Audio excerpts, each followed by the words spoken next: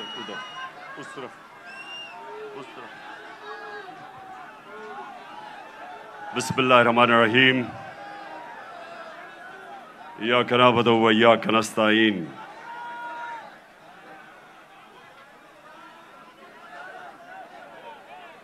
میں آج آپ سب سے جو اندر بھی بیٹھے ہیں اور جو باہر سارے لوگ کھڑے ہیں بیٹھ جاؤ تاکہ وہ دیکھ سکیں بیٹھ جاؤ نا وہ دیکھ سکیں جانی صاحب بیٹھ جاؤ وہ دیکھ سکیں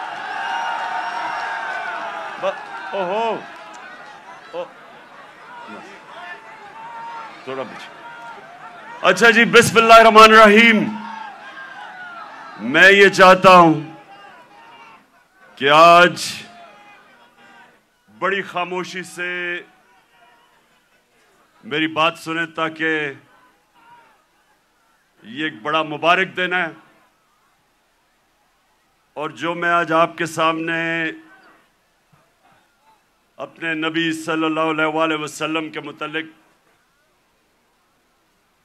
اور آج اس دن کے متعلق جو بات کروں گا میں چاہتا ہوں ذرا بڑی خاموشی سے اور آپ نے ایک ایسے میری بات سننی ہے کہ وہ آدمی جو اپنے بچوں کو جس طرح سمجھانے کی کوشش کرتا ہے سیدھے راستے پہ لگانے کی اپنے بچوں کو کوشش کرتا ہے جس طرح باپ یا ماں باپ وہ یہ نہیں کہ ماں باپ نے زندگی میں کوئی غلط کام نہیں کیے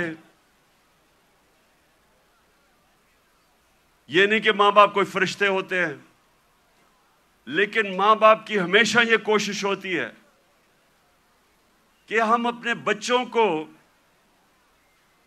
اپنی غلطیوں سے سیکھ کے ہم بچوں کو وہ سکھائیں تاکہ وہ غلطیاں نہ کریں جو ہم نے زندگی میں کی تھی تو میری کوشش یہ ہے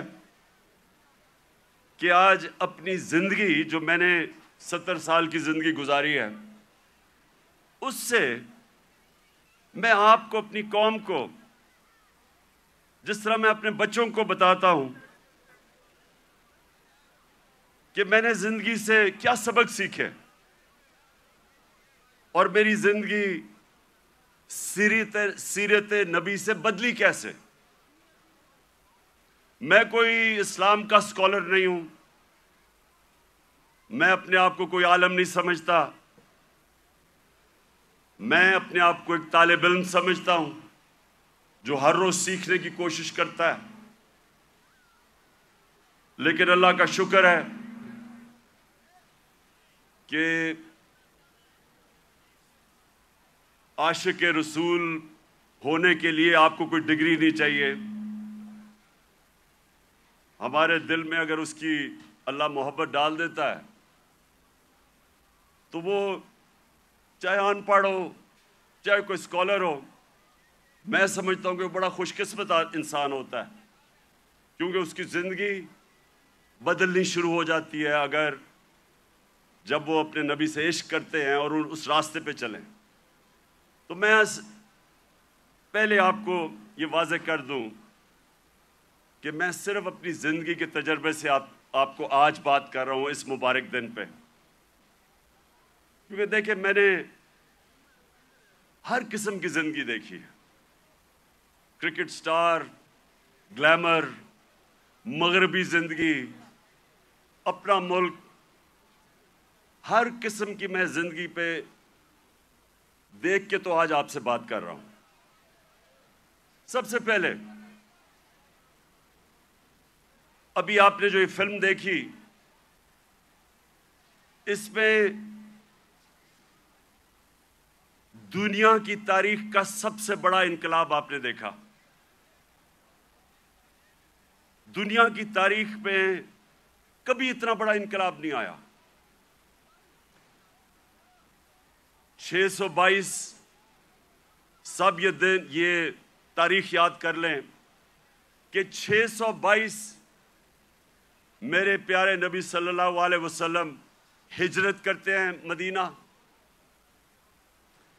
632 وہ دنیا سے چلے جاتے ہیں، پردہ کر دیتے ہیں۔ ان 10 سالوں کے اندر دنیا کی تاریخ بدل جاتی ہے۔ تو جو میں اپنے نوجوانوں کو آج، اپنی یوتھ کو، اپنے بچوں کو، ساروں کو جو میں آپ کے ذہن میں آج ایک چیز ڈالنا چاہتا ہوں کہ وہ کیا تبدیلی آئی ان لوگوں میں جو ابھی آپ نے فلم میں پہلے دیکھا کہ جن کی کوئی حیثیت نہیں تھی، جہالت تھی۔ 2 سپر پاورز، ایک مغرب میں اور ایک مشرق میں، کوئی بھی حیثیت ان لوگوں کی نہیں تھی۔ 10 سالوں میں یہ قوم بدلی اور انہوں نے دنیا کی امامت کی، جو آپ نے بعد میں دیکھا کہ ساری دنیا میں چھا گئے۔ تو وہ کیا چیز تھی؟ وہ ہمارے نبی صلی اللہ علیہ وسلم نے کس طرح ان لوگوں کو تبدیل کیا، کیسے ان کے کیریکٹر بدل گئے، کیسے لیڈرز بن گئے سب۔ مجھے افسوس سے کہنا پڑتا ہے کہ نہ ہمارے ملک میں، جو واحد ملک اسلام کے نام پہ بنا تھا، نہ ہی مسلمان دنیا پہ اس پہ کام ہو رہا ہے۔ ہمارے نوجوانوں کو، بچوں کو اسکولوں میں پتہ چلنا چاہیے کہ انہوں نے کیسے انسانوں کو تبدیل کیا۔ قرآن میں اللہ کہتا ہے، میں کبھی کسی قوم کی حالت نہیں بدلتا جب تک وہ قوم خود اپنی حالت بدلنے کی کوشش نہیں کرتی۔ وہ قوم کی حالت بدل گئی کیونکہ لوگوں نے اپنے آپ کو بدل لیا اور لیڈرز بن گئے۔ تو میں آج کوشش کروں گا کہ آپ کو میں پھر سے کہہ رہا ہوں، میں اسکالر نہیں ہوں، میں نے اپنی زندگی کے تجربے سے، جو میں نے مغرب کا پورا میں سسٹم اندر سے دیکھا ہوا ہے، تعلیم میں نے باہر لی، اس کے بعد ساری دنیا پھرا کرکٹ کی وجہ سے، پھر سیاست، پھر اپنا معاشرہ اندر سے دیکھا۔ تو میں اب آپ کو اپنے طور پہ بتاؤں گا کہ میرے نبی صلی اللہ علیہ وسلم نے کیسے چینج کیا ان کو۔ وہ لوگ پھر سے، جن کی کوئی حیثیت نہیں تھی، انہوں نے دنیا کی لیڈرشپ سنبھال لی۔ اور آج میں سمجھتا ہوں کہ ہمارا پاکستان ادھر ہی کھڑا ہے۔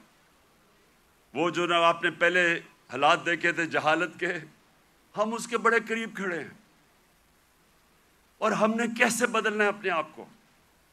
اگر ہم نے دنیا میں عزت سے رہنا ہے، اور اگر جو بہت بڑی خواب تھی پاکستان کی، علامہ اقبال، جو ان کی شاعری سے انہوں نے غلام ہندوستان کے مسلمانوں کو جگانے کی کوشش کی، اور ان کی شاعری کی قرآن کے اندر، ساری شاعری قرآن کے اندر ہے اور نبی صلی اللہ علیہ وسلم کی سنت کے اوپر ہے۔ اس کے اوپر انہوں نے جگانے کی کوشش کی ہندوستان کے مسلمانوں کو۔ اور وہ خواب کیا تھی کہ ہم ایک ایسا ملک بنائیں گے جو دنیا میں مثال بنے گا کہ حقیقی طور پہ اسلام کیا ہے۔ اور ان کی ساری نظر تھی وہ مدینہ کی ریاست، جدھر ایک مثال بنی تھی دنیا میں، جو ماڈل نے پھر اس کے بعد ساری دنیا پہ وہ پھیل گئے۔ 1000 سال تک مسلمان دنیا کی سپریم پاور رہے تھے۔ تو وہ میں پھر بھی میں پوری عاجزی سے کہتا ہوں کہ میں کوئی اسکالر نہیں ہوں، میں صرف اپنے تجربے سے اب بات کروں گا۔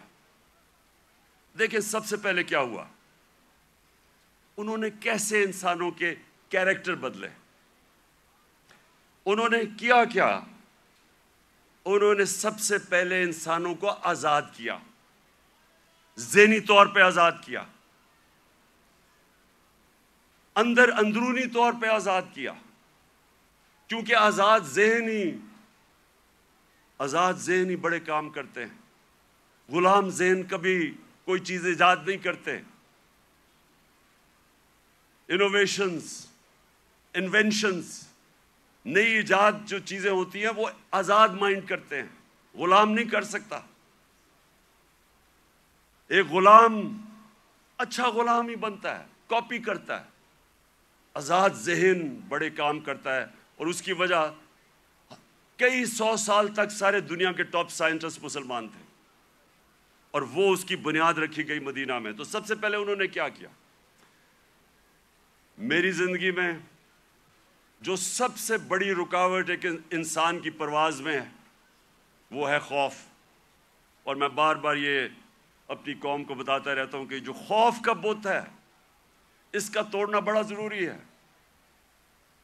تو میرے نبی صلی اللہ علیہ وسلم تو جو قرآن تھی وہ چلتے پھرتے قرآن تھے۔ تو قرآن کے اندر جو واضح طور پہ لکھا ہوا ہے کہ جو لوگ ایمان لے آئے اللہ ان کے خوف دور کر دیتا ہے۔ خوف کا سب سے بڑا خوف موت کا۔ اللہ نے کہا زندگی موت میرے ہاتھ میں ہے۔ لوگ ابھی بھی ڈرتے ہیں موت سے، جب پتہ ہے کہ اللہ نے فیصلہ کیا ہوا کہ جب میں چاہوں گا تم اس سے پہلے نہیں جاؤ گے۔ عزت ذلت اللہ کے ہاتھ میں۔ لوگ ڈرتے ہیں کہ ہم ذلیل ہو جائیں گے۔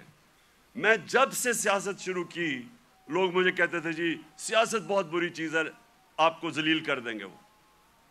اور پھر رسک، لوگ اپنی نوکریاں نہیں چھوڑتے، غلط کام کرتے ہیں، غلط آرڈر لیتے ہیں صرف اس لیے کہ جی میری نوکری نہ چلی جائے، میرا رسک نہ چلا جائے۔ اللہ نے کہا وہ میرے ہاتھ میں ہے۔ یہ بڑا امپورٹنٹ ہے آپ کے لیے سمجھنا کہ وہ کیسے چینج آئے مدینہ کے لوگوں۔ وہ آزاد ہو گئے، ان کی پرواز اوپر جانی شروع ہو گئی۔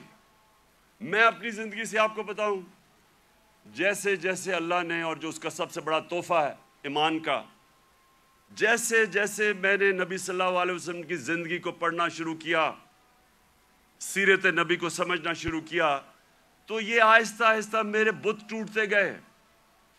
یہ نہیں کہ میرے میں بھی خوف نہیں تھا، میرے میں بھی خوف تھا۔ مجھے بھی یہ ہوتا تھا کہ جی لوگ مذاق اڑائیں گے، لوگ ہنسیں گے آپ کے اوپر۔ مجھے بھی میں تو بلکہ زیادہ، مجھے بچپن میں بہت ہی شرم آتا تھا، تقریر ہی نہیں ہوتی تھی لوگوں کے سامنے، تو مجھے ہمیشہ خوف ہوتا تھا کہ اچھا جی لوگ مذاق اڑائیں گے۔ جیسے جیسے ایمان آتا گیا، میں نے نبی کی سیرت سمجھتا گیا، آہستہ آہستہ یہ بت ٹوٹتے گئے۔ پہلا بت جو میرا ٹوٹا وہ یہ کہ یہ جی آپ ذلیل ہو جائیں گے، آپ کو اگر پولیٹکس میں آئیں گے آپ ذلیل ہو جائیں گے۔ یہ جو بت ہے یہ میں آپ سب کو آج بتا رہا ہوں، یہ اس لیے کہ ہماری ایمان کمزور ہوتا ہے۔ آج جتنا مجھے، جب سے میں سیاست میں آیا ہوں، جتنا مجھے برا بھلا کہا گیا، اگر مجھے ذلت کا ڈر ہوتا تو میں بڑی پہلے چھوڑ کے چلا گیا ہوتا۔ جس طرح کے میرے اوپر ذاتی اٹیکس، ہر قسم کے میرے اوپر، جس طرح کی انہوں نے گندگی میرے اوپر پھینکی ہے 20 سالوں میں، 26 سالوں میں، کسی اور سیاستدان پہ نہیں پھینکی۔ فیملی کو نہیں چھوڑا، گھر کی خواتین، کسی کو نہیں چھوڑا انہوں نے۔ لیکن کیا یہ اب آپ کے سامنے ہے، میں اپنی ساری قوم کے سامنے کہہ رہا ہوں، کیا مجھے انہوں نے ذلیل کرنے میں کامیاب ہو گئے؟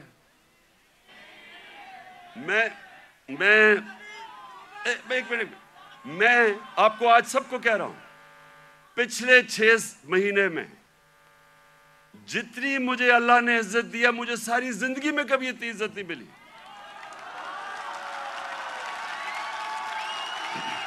تو اس کا تو میں آپ کے سامنے ہوں، سنیں غور سے سنیں۔ یہ جلسہ نہیں ہے، یہ غور سے سنیں، کیونکہ میں نے آج آپ کو اپنی زندگی سے سمجھا رہا ہوں کہ اگر انسان کے ہاتھ میں ذلت ہوتی تو آج میں بڑا ذلیل ہو چکا ہوتا۔ میڈیا یہ کنٹرول کرتے ہیں، میڈیا کو پیسے یہ دیتے ہیں، لفافے دیتے ہیں، مجھے تو ذلیل ہو جانا چاہیے تھا۔ میں اس لیے اپنی قوم کو کہہ رہا ہوں کہ کبھی اپنے یہ جو بت ہے کہ جی مجھے کوئی ذلیل کر دے گا، یہ یاد رکھے اللہ نے اپنے ہاتھ میں رکھی ہوئی عزت اور ذلت۔ دوسری چیز موت کا ڈر۔ سب کی طرح مجھے بھی موت کا ڈر تھا۔ میں جب پولیٹکس میں آیا اس سے پہلے میں نے اس خوف کے اوپر قابو پایا، کیونکہ میرا ایمان جیسے جیسے مضبوط ہوتا گیا میرا یہ خوف جاتا گیا، اور میں جب اس نتیجے پہ آیا کہ جب اللہ کا فیصلہ ہوگا اس سے پہلے مجھے کوئی نہیں لے جا سکتا، تب میں سیاست میں آیا۔ میں کینسر ہاسپٹل میں 5 سال میرا آفس تھا، میں نے جب کینسر ہاسپٹل بنایا 5 سال میرا آفس تھا وہاں۔ اپنے سامنے میں نے دیکھا 3 میرے دوست وہاں آئے اچھے بھلے چیک اپ کروانے کے لیے، اور 6 مہینے میرے تینوں چلے گئے۔ تو یہ جو ہم سمجھتے ہیں کہ ہم اگر سیف کھیلیں گے تو شاید ہم موت سے بچ جائیں گے، یا کہ ہم اگر اپنے ایمان کے مطابق چلیں گے تو شاید جلدی موت آ جائے، یہ غلط فہمی میں نکال دیں اپنے ذہن سے۔ یہ سب سے بڑا خوف ہے، اور یہ انسان کو روکتا ہے بڑے کاموں سے۔ اور تیسری چیز یہ رسک، کہ جی میری نوکری چلی جائے گی، پیسہ کدھر سے آئے گا؟ محنت انسان کرتا ہے، فیصلہ اللہ کرتا ہے۔ تو یہ جو 3 چیزیں ہیں یہ انسان کو آزاد کر دیتی۔ اور پھر جو بڑا بت ہے، میں کا بت، جو انسان اپنے سے باہر نہیں نکلتا،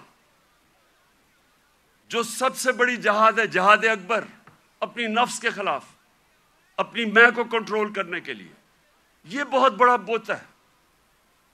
اپنی ذات کے لیے، اپنے آپ کے لیے انسان سمجھتا نہیں ہے کہ اس کو اللہ نے کتنا بڑا مقام رکھا ہے۔ اس کی ویژن، جو انسان اپنے لیے زندگی گزارتا ہے وہ چھوٹا سا انسان بن جاتا ہے۔ جتنا مرضی اللہ اس کو نواز دے، جتنے مرضی پیسے دے دے، علم دے دے، جو اپنی ذات کے لیے زندگی گزارتا ہے وہ آج تک دنیا کی تاریخ میں بڑا انسان نہیں بن سکا۔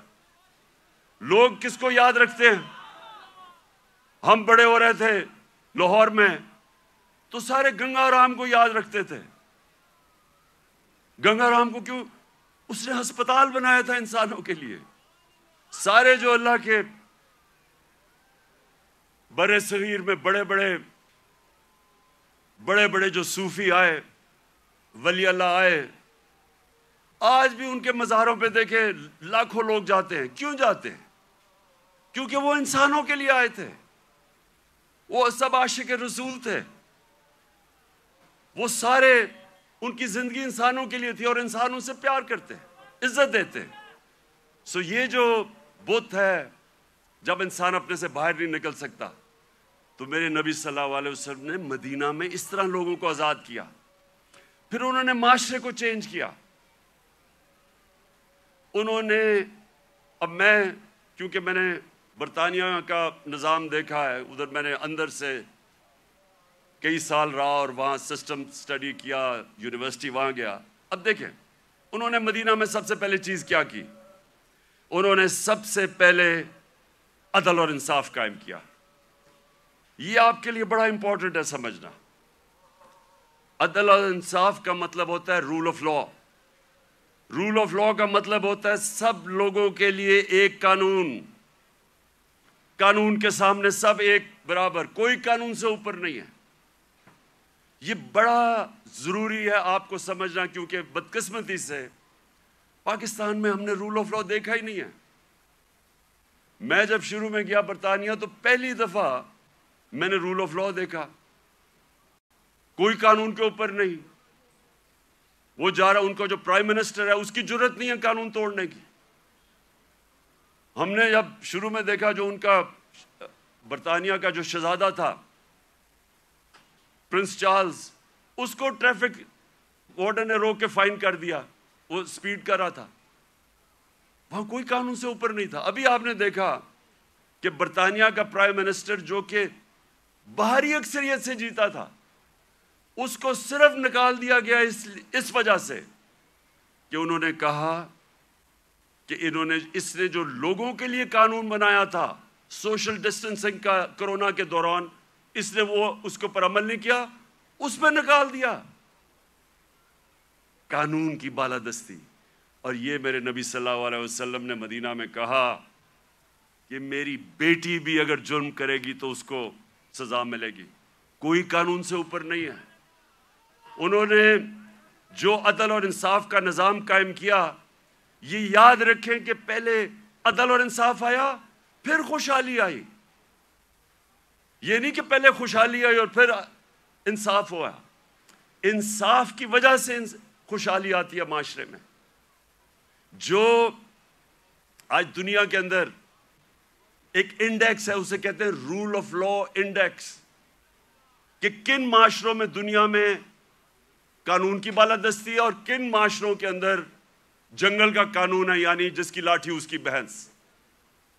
آپ کو حیرت ہوگی سن کے کہ جس ملک میں سب سے زیادہ قانون کی حکمرانی ہے، یعنی انصاف ہے، جو مدینہ کی ریاست میں قائم کیا گیا، وہ ہے سوئٹزرلینڈ۔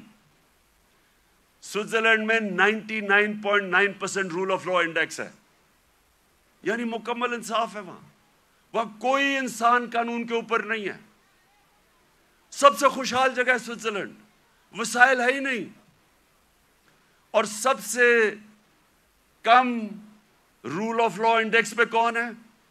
نائجیریا، 7%، وہ ہے تقریباً 100%، وہ ہے 7%۔ نائجیریا سب سے زیادہ افریقہ میں تیل نائجیریا میں ہے، اسے تو بڑا امیر ہونا چاہیے وسائل کے حیثیت سے۔ سوئٹزرلینڈ میں تو سوائے گائے اور پہاڑوں کے ہے ہی کچھ نہیں، وہ سب سے خوشحال ہے۔ اور نائجیریا میں سب سے زیادہ غربت ہے، کیونکہ قانون ہی نہیں ہے، انصاف ہی نہیں ہے۔ وہاں بھی اوپر تکڑے لوگ بیٹھے ہوئے ہیں جو کہتے ہیں ہم قانون کے اوپر ہیں، قانون صرف کمیوں کے لیے ہے۔ ادھر بھی کوئی وہ ملک جدھر افریقہ میں سب سے زیادہ تیل ہے، وہ غربت ہے، کیونکہ صرف 7% رول آف لا انڈیکس ہے۔ اور آپ کو افسوس ہوگا کہ تقریباً ساری مسلمان دنیا 20% سے کم ہے، پاکستان بھی 10% سے کم ہے، ہمارا یہ حال ہے۔ تو کیسے خوشحالی آئے گی؟ کیونکہ ہم نے جو میرے نبی صلی اللہ علیہ وسلم نے مدینہ کی ریاست میں جو پرنسپل سیٹ کیے تھے، نمبر 1 تھا انصاف۔ وہ آپ کے سامنے تماشا ہو رہا ہے ملک میں، جو طاقتور ہے وہ اپنا ہی پروسیکیوٹر بھی رکھ رہا ہے، نیب کا ہیڈ بھی اپنا، ایف آئی اے بھی، اور بچتے بھی جا رہے ہیں۔ اور جیلوں کے اندر پھنسے ہوئے بیچارے غریب لوگ، آپ جیلوں والے جو غریب لوگ ہیں انہیں بھی کہیں جی اپنا پروسیکیوٹر لا لیں، وہ سارے بچ جائیں گے۔ اور پھر یہ بار بار میں اپنی قوم کو وہ حدیث سناتا ہوں کہ میرے نبی نے کہا، نبی صلی اللہ علیہ وسلم نے کہا کہ تمہارے سے پہلے بڑی قومیں تباہ ہوئیں جدھر چھوٹے چوروں کو جیلوں میں ڈالتے تھے اور بڑے ڈاکوؤں کو آپ پکڑتے نہیں تھے۔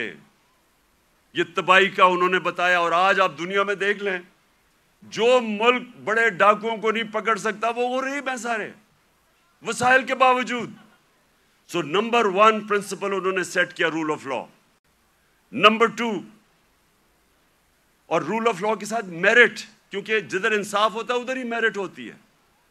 آج آپ مغربی یہ ملک پہ چلے جائیں، سارے جتنے امیر ملک ہیں سب 90% سے زیادہ رول آف لا ہے، اور رول آف لا کے ساتھ میرٹ آ جاتی ہے۔ اور دوسری چیز، میرے نبی صلی اللہ علیہ وسلم نے امر بالمعروف و نہی عن المنکر، وہ جو اللہ کا حکم ہے کہ ساری عوام کو اللہ کا فرمان ہے کہ تم نے اچھائی کے ساتھ کھڑا ہونا اور برائی کے خلاف کھڑا ہونا ہے، یہ ہے بیسز ایک مہذب معاشرے کی۔ میں اب آپ کو بتاؤں، میں نے جو انگلینڈ میں دیکھا، کیونکہ میں نے پھر سے آپ کو کہوں اندر سے میں نے وہ معاشرہ دیکھا، ایک دفعہ کسی آدمی کے اوپر یہ الزام لگ جائے کہ اس نے چوری کی ہے، کرپشن کی ہے، وہ جو مرضی ہو،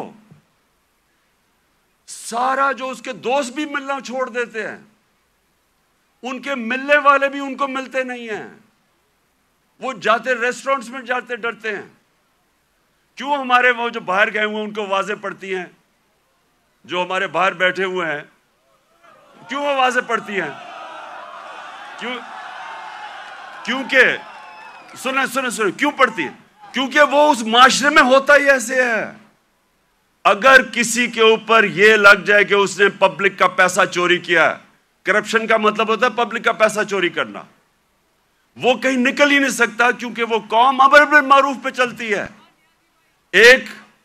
میں آپ کو مثال دیتا ہوں. امریکہ کے اندر ایک تھا برنی میڈوف، اربوں ڈالر پتی تھا. ساری سوسائٹی میں سارے بڑے بڑے فلم سٹارز سوسائٹی کے سارے اس کے سے ملتے تھے، تصویریں کھچاتے تھے. امیر ترین امریکہ کا آدمی تھا. اس کے اوپر فلم بھی بنی ہوئی ہے نیٹ فلکس پہ. وہ برنی میڈوف کئی سالوں کے بعد پتا چلا جناب اس نے فراڈ سے پیسہ بنایا تھا. پتا چلا کہ اس نے فراڈ سے پیسہ بنایا تھا. لوگوں کو تو چھوڑے نا کہ لوگ اس سے سارے دنیا بھاگ گئی اور وہ جیل میں چلا گیا. اس کی بیوی نے اس کو طلاق دے دی. اس کے ایک بیٹے نے خودکشی کر لی کہ میں دنیا کے سامنے نہیں جا سکتا. اس کا دوسرا بیٹا گھر کے اندر بند ہو گیا، 2 سال میں بیمار ہو کے مر گیا. کیونکہ ہم پبلک کے سامنے کیسے جائیں گے؟ سنگاپور کے اندر ہمارے ساتھ تقریباً ہماری تھوڑی دیر کے بعد آزاد ہوا تھا. سنگاپور کے پاس ایک ایسا پرائم منسٹر آ گیا، لی کوان یو. اس نے آتے ساتھ ہی قانون کی بالادستی قائم کی. سنگاپور اور پاکستان کا ایک ہی جتنا تھا. ہمارا جو اوسط آمدنی پر کیپٹا انکم ہماری اور سنگاپور کی ملتی تھی، ایک ہی جتنی تھی. آج 60 کی دہائی میں ایماندار پرائم منسٹر آیا، قانون کی بالادستی قائم کی. جیسے ہی آپ قانون کی بالادستی قائم کرتے ہیں کرپشن ختم ہو جاتی ہے. وہ سنگاپور کا ایک منسٹر، اس کا اپنا دوست تھا، وہ پکڑا گیا کرپشن میں. اس دوست کو، وہ پرائم منسٹر کا دوست تھا، جیسے ہی وہ پکڑا گیا اسے پتا تھا کہ میں بچ نہیں سکتا، حالانکہ میں پرائم منسٹر کا دوست ہوں. اس نے خودکشی کر لی کہ اب میں معاشرے میں کیسے جاؤں گا، کیونکہ معاشرے میں امر بالمعروف ہے. عوام کھڑی ہو جاتی ہے اچھائی کے ساتھ. وہی سنگاپور. اب یہ سوچیں، ہم اور سنگاپور ایک ہی جگہ تھے 60 کی دہائی میں. آج وہ ہمارا کتنا پر کیپٹا انکم ہے، اوسط آمدنی آج پاکستان میرے خیال میں $2,500 ہو گیا، 3,000 مجھے ابھی پورا ایگزیکٹ نہیں پتا. سنگاپور میں $60,000 پر کیپٹا انکم ہے، اوسط آمدنی. تو پہلے انصاف اور اس کے بعد خوشحالی اور معاشرے کی ذمہ داری ڈال دی میرے نبی صلی اللہ علیہ وسلم نے امر بالمعروف پہ. تیسری چیز، انہوں نے اپنے معاشرے کے اندر مدینہ کی ریاست میں کیا کیا؟ تعلیم کی ایمرجنسی لگا دی. جنگ بدر کے بعد جو قیدی مکہ کے قیدی تھے ان کو واپس کے پیسے لے سکتے تھے، کیونکہ مسلمان تو غریب تھے تب.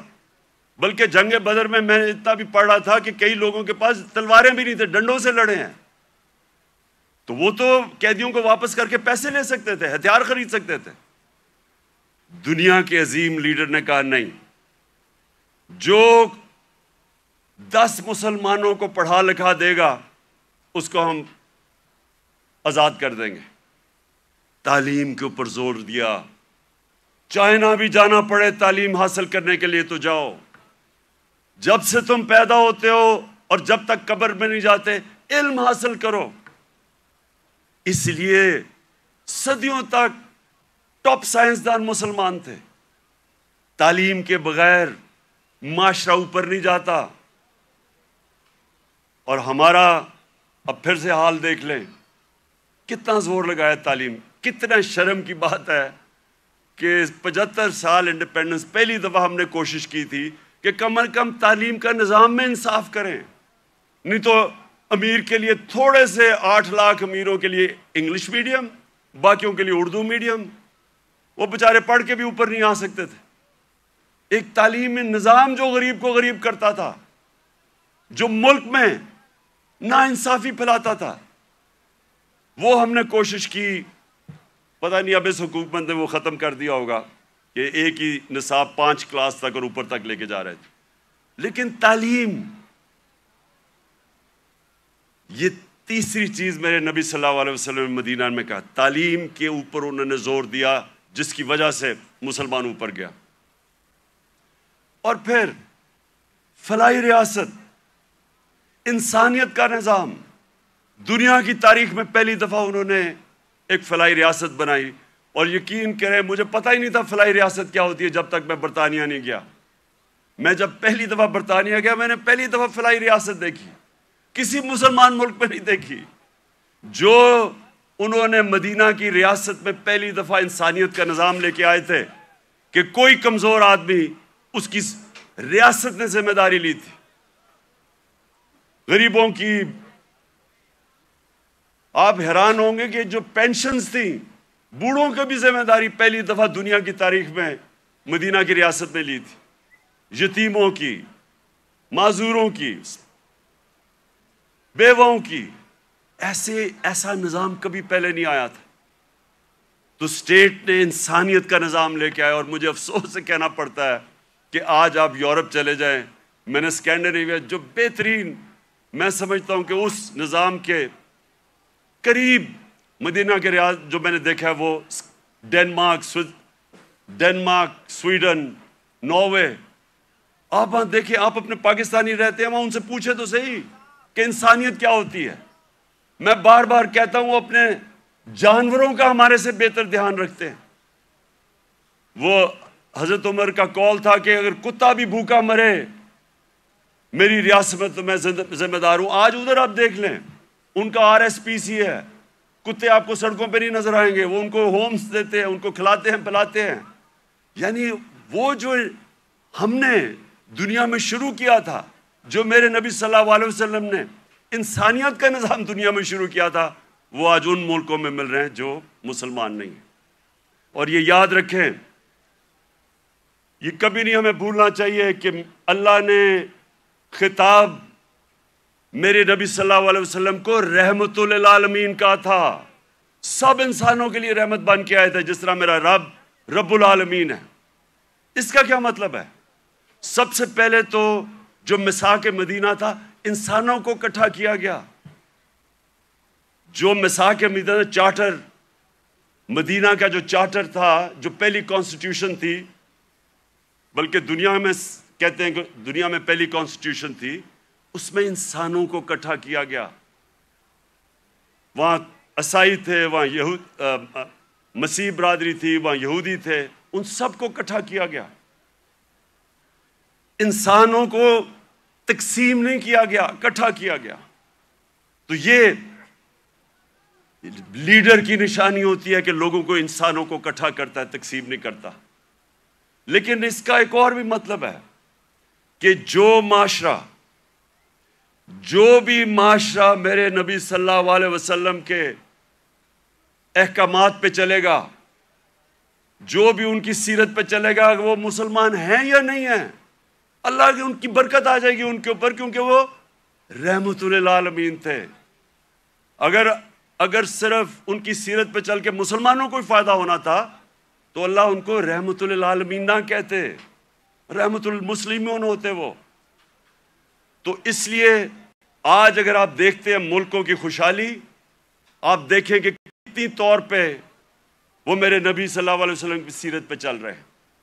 आपको हैरान होंगे कि जब हमने भी शुरू में पढ़ा, हम भी हैरान हुए। मैंने बहुत पहले पढ़ा, मोहम्मद अब्दू बड़ा स्कॉलर थे, बहुत बड़े आलिम थे इस्लाम के।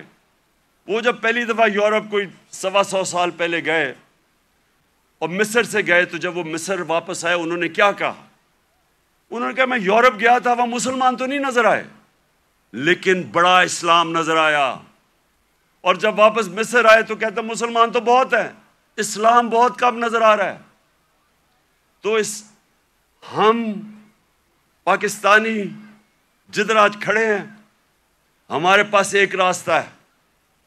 और मैं इसलिए आज मैं चाहता हूं कि इस मुबारक दिन ہم عشق کرتے ہیں اپنے نبی صلی اللہ علیہ وسلم سے، لیکن ہم انہوں نے جو ان کی سیرت پہ عمل نہیں کرتے، اور اس کی وجہ سے ہمارے حالات اچھے نہیں ہیں۔ اور میرا یہ ایمان ہے کہ جب تک ہم وہ جو انہوں نے راستہ بتایا اس پہ نہیں چلیں گے، ہمیں عزت نہیں ملنے لگی۔ پرائم منسٹر باہر جاتا ہے اور بھیک مانگ رہا ہوتا ہے، جی مجھے پیسے دے دو نہیں تو ہمارا ملک تباہ ہو جائے گا۔ سب 22 کروڑ لوگوں کے لیے، ہم سب کے لیے شرمناک ہے کہ وہ ملک جس کا نعرہ تھا پاکستان کا مطلب کیا، لا الہ الا اللہ، یہ بڑا نعرہ ہے، یہ دعویٰ ہے بہت بڑا، یہ اللہ سے وعدہ ہے کہ اللہ تیرے سوا کوئی خدا نہیں ہے۔ وہ آج ایسے پھر رہا ہے دنیا میں، کوئی آتا ہے گورے رنگ کا، کوئی باہر سے آ جاتا ہے، سارے گر جاتے ہیں اس کے سامنے۔ نہ عزت ہے، نہ آزادی ہے۔ جو حکم ملتا ہے کہ اچھا جی روس سے تیل نہیں لینا، ہم نہیں لیتے کیونکہ حکم آیا باہر سے۔ تو میرے پاکستانیوں، ہمیں آج اس مبارک دن پہ اپنے ریفلیکٹ کرنا ہے، غور اور فکر کرنا ہے کہ ہم نے کیسے اس قوم کو اس قوم ادھر پہنچانا ہے جس کے لیے یہ ملک بنا تھا۔ یہ ملک اس لیے نہیں بنا تھا کہ تھوڑے سے لوگ، 1% لوگ امیر ہو جائیں اور پیسے بنائیں اور قانون کے اوپر چلے جائیں اور باقی لوگ ان کی غلامی کریں، اس لیے نہیں ملک بنا تھا۔ ملک بنا تھا، ایک بڑا خواب تھا کہ ہم ان پرنسپلز پہ چلیں گے، اور دنیا کی تاریخ شاہد ہے کہ وہ 10 سالوں کے اندر، 10 سال، زیادہ دیر نہیں، 10 سالوں کے اندر وہ قوم کھڑی ہو گئی تھی۔ پہلے 4-5 سال تو مشکل سے، پہلے 4-5 سال تو امہ سروائیو کر رہی تھی بڑی مشکلوں سے، کبھی جنگ احد، پھر جنگ خندق، بڑی مشکلوں سے امہ نے اپنے آپ کو بچایا، قربانیاں دے کے اپنے آپ کو بچایا۔ اس کے بعد وہ پھر ان کا عروج شروع ہوا۔ قومیں قربانیاں دے کے بنتی ہیں، قومیں بھیک مانگ کے اور قرضے دے کے اور دوسروں کے سامنے ذلیل ہو کے نہیں قومیں بنتی۔ قومیں بنتی ہیں جب، جس طرح دنیا کے عظیم لیڈر نے اپنی مثال دی کہ جب جنگ خندق کے اندر مشکل وقت تھا، کھانا پینا نہیں تھا کیونکہ وہ چاروں طرف مکہ کے وہ کفار نے گھیرا ہوا تھا ان کو، تو لوگوں کو کہا پیٹ، ایک پتھر باندھو پیٹ پہ، اپنے پیٹ پہ 2 پتھر باندھے ہوئے تھے۔ لیڈر نے قربانی دے کے اپنی قوم کو کھڑا کیا تھا۔ اور یہ وہ قوم اللہ نے جس کو ہر قسم کی نعمتیں بخشی ہیں ہمیں، 12 موسم، ہر قسم کی، یہاں آپ کو اندازہ ہی نہیں ہے۔ میں تو 3.5 سال میں اقتدار میں پتہ چلا کہ اللہ نے کیا دیا ہے۔ لیکن ہمیں کیریکٹر چاہیے، ایک کیریکٹر چاہیے ایک بڑی قوم بننے کے لیے، جو ہمارے نبی صلی اللہ علیہ وسلم نے ان کو آزاد کیا تھا، ان کا کیریکٹر اٹھایا تھا۔ ایسا کیریکٹر تھا کہ انڈونیشیا اور ملیشیا کے اندر کوئی مسلمان فوج نہیں گئی، صرف مسلمان تاجروں کی وجہ سے، ان کے کیریکٹر کو دیکھ کے لوگ مسلمان ہو گئے۔ حضرت معین الدین چشتی جب راجپوتانہ میں آئے تو وہاں تو کوئی مسلمان ہی نہیں تھا،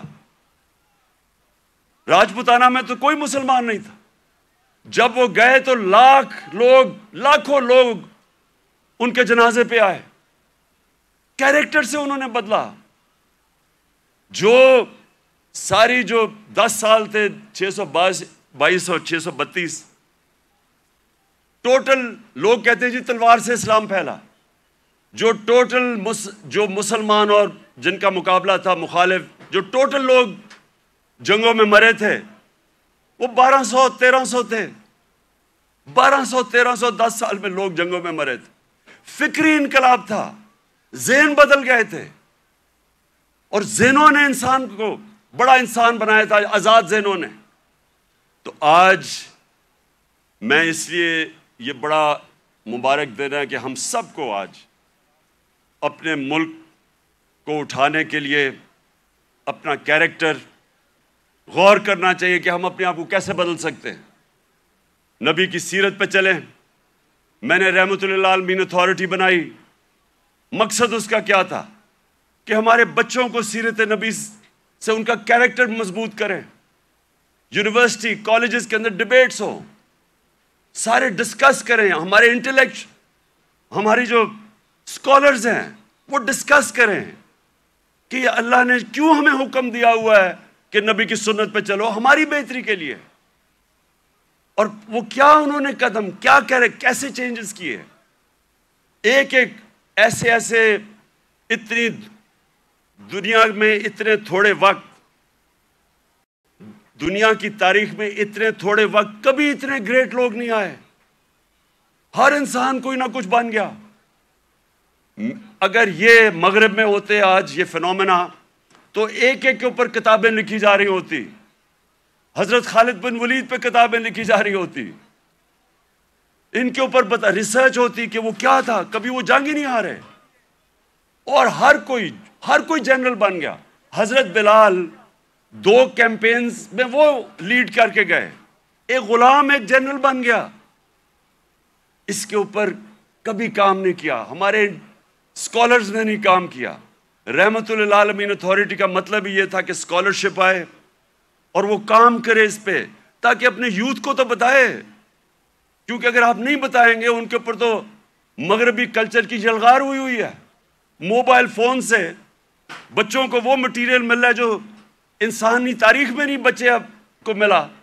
تو جب تک آپ ان کو سیرت نبی سے ان کو مضبوط نہیں کریں گے, وہ کیسے, یہ جو اتنا آنسلاٹ ہے ایک وہ کلچر کا جو بالکل مختلف ہے ہمارے دین سے, ہماری تاریخ سے, ہمارے کلچر سے, وہ کیسے مقابلہ کریں گے ان کو جب تک ان کو آپ مضبوط نہیں کریں گے. وہاں تو جو کلچر آ رہا ہے ٹیلی فون سے, میں ابھی آپ کو بتا دیتا ہوں, وہ یہ کہہ رہا ہے کیونکہ ٹیکنالوجیکلی وہ اتنے آگے نکل گئے ہیں, اس کا مطلب ہر چیز میں وہ آگے ہیں, اس کا مطلب ہمارا دین بھی آؤٹ ڈیٹ ہو چکا ہے, ہمارا کلچر بھی آؤٹ ڈیٹ ہو چکا ہے. تو بیچارے ان کو کاپی کرنا شروع کر دیتے ہیں بچے. اور غلطی ہماری ہے کیونکہ ہم ان کو بتا ہی نہیں سکے کہ دوسرا ہمارا ہے کیا, جو علامہ اقبال کوشش کرتے رہے. تو یہ رحمت للعالمین اتھارٹی کا مقصد ہی یہ تھا کہ ہم ابھی سے اپنے بچے, کالج اسٹوڈنٹس, یوتھ, ان کو تیار کریں کہ 21ویں صدی میں آپ نے کیسے آپ نے فیس کرنا ہے دنیا کو. ماں خاص طور پہ ماؤں کے اوپر جو اب پریشر ہے, مجھے تو پتہ ہے کیا پریشر پڑا ہوا ہے یہ موبائل فون کی وجہ سے, جو بچوں کے لیے اب آ گیا.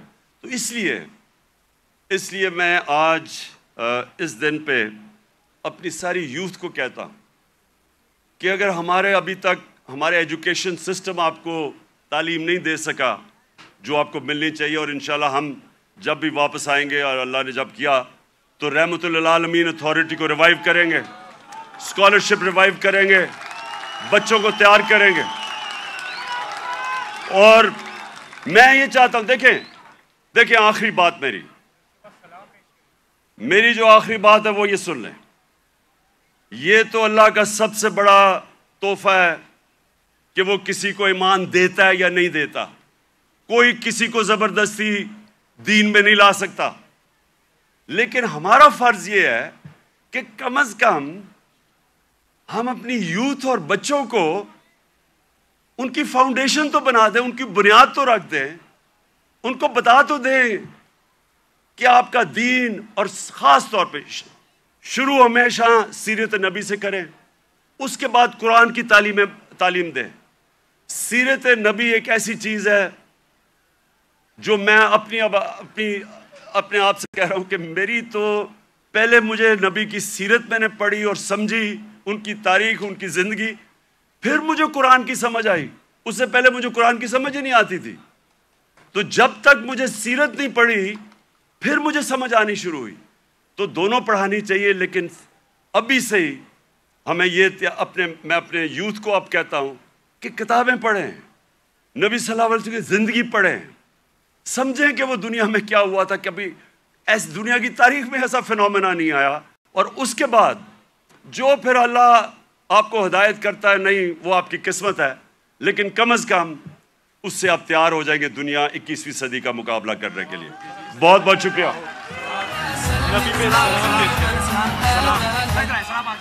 سلام. اب ہم سب مل کے سلام پیش کریں گے.